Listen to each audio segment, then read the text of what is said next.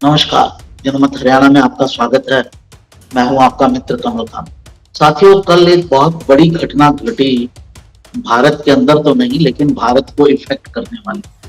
बांग्लादेश के अंदर जो तत्कालीन प्रधानमंत्री थी शेख हसीना, वहां के आंदोलनकारियों ने उनको अपने पद से हटा दिया। वहां पर उन्होंने इतना वायलेंस किया कि वहां की सेना ने हस्तक्षेप करके और शेख हसीना से कहा कि आप 45 मिनट का समय है आपके पास, आप देश छोड़कर चली जाइए और यहाँ ये अपने पद से जो है इस्तीफा दे दीजिए। ये उनका इंटरनल मैटर है, लेकिन ये भारत को बहुत बुरी तरह से इफेक्ट करता है।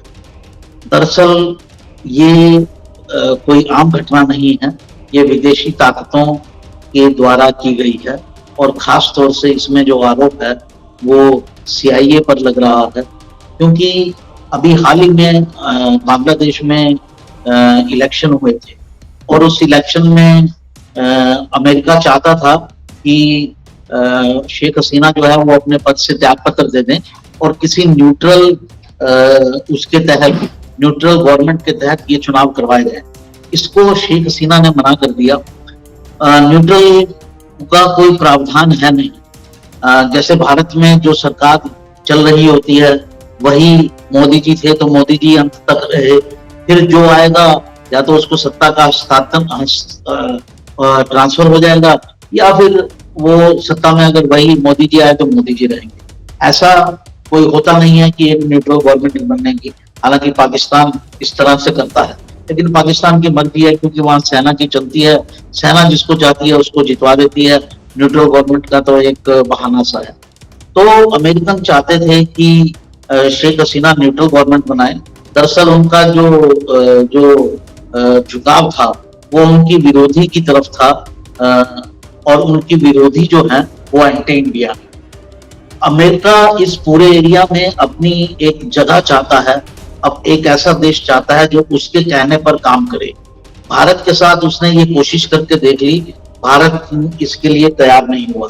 अमेरिका चाहता है कि भारत चीन से भिड़ जाए, चीन से लड़ाई करे, लेकिन भारत ने अमेरिका की नहीं सुनी। उन्होंने कहा कि हम अपने हितों के हिसाब से काम करेंगे, आपके हितों के हिसाब से काम नहीं करेंगे। इसलिए उसने अल्टरनेटिव के रूप में बांग्लादेश को एक स्टेट के रूप में चुना। बांग्लादेश से वो चीन के साथ लड़ाई तो नहीं करवा सकता है, लेकिन वो जो है वो वहां पर कुछ ऐसी गतिविधियां जरूर कर सकता है जो चीन पर नजर रख सके वहां पर। इसमें कहा जा रहा है कि चीन का भी कुछ ना कुछ हस्तक्षेप हो सकता है और पाकिस्तान का भी हो सकता है। अल्टीमेटली गेम ये है, ये कंफर्म है कि चाइना, अमेरिका और पाकिस्तान की तरफ से ये सत्ता परिवर्तन करवाया गया है। अब भारत को इसका क्या नुकसान होगा? भारत को इसके 2-3 नुकसान है। जब तक शेख हसीना सत्ता में नहीं आई थी तब तक भारत का पूर्वोत्तर इलाका जो है वो हमेशा डिस्टर्ब रहता था।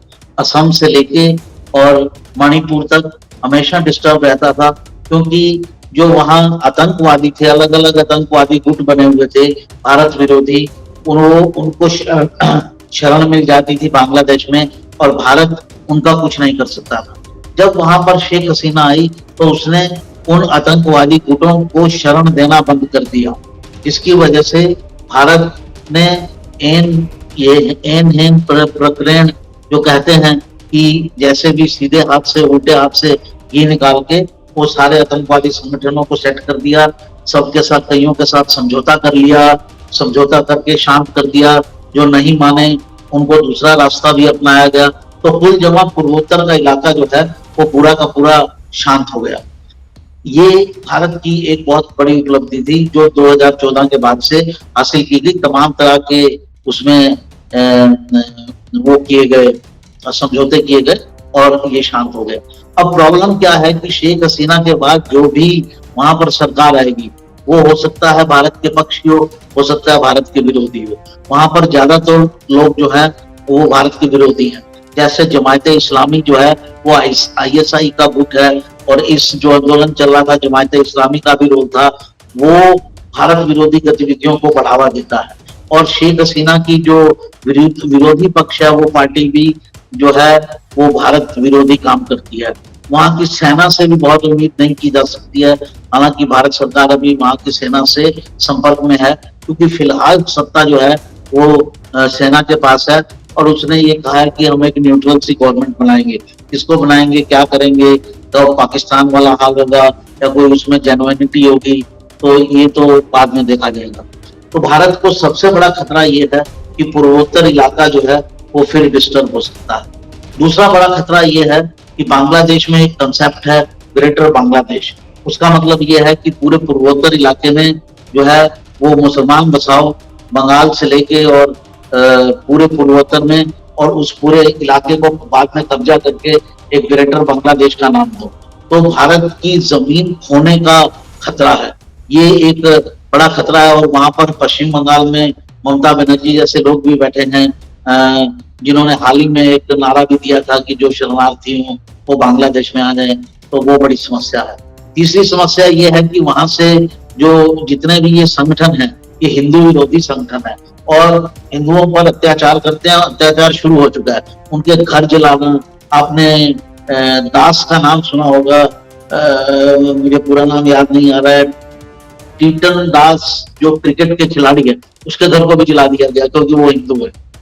तो घरों को जलाना, औरतों के साथ बलात्कार करना, और ऐसे में मुसीबत में जो वहाँ हिंदू हैं वो सारे के सारे भारत आएंगे और भारत को उनको संभालना पड़ेगा शरणार्थियों के रूप में।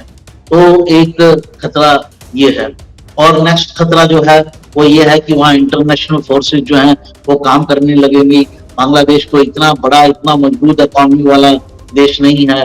वहाँ कोई भी कंट्री चाहे तो गेम प्ले कर सकता है, चाहे चाइना हो, चाहे अमेरिका हो, चाहे पाकिस्तान। ये सारे के सारे अपना अपना गेम प्ले कर सकते हैं। अभी ये क्लैरिटी नहीं है कि ये जो प्रॉब्लम क्रिएट की गई ये अमेरिका ने की या चाइना ने की।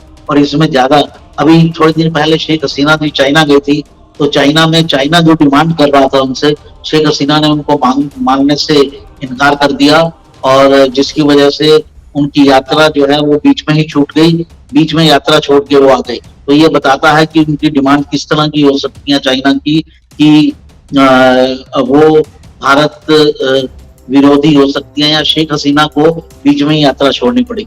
चाइना जो है वो बांग्लादेश में पोर्ट चाहता है, एक बंदरगाह चाहता है, ताकि वो जो बे ऑफ बंगाल का इलाका है जिस पर भारत का भी कब्जा एक तरह से है कि भारत का प्रभुत्व है, उस पर अपना प्रभुत्व करना चाहता है।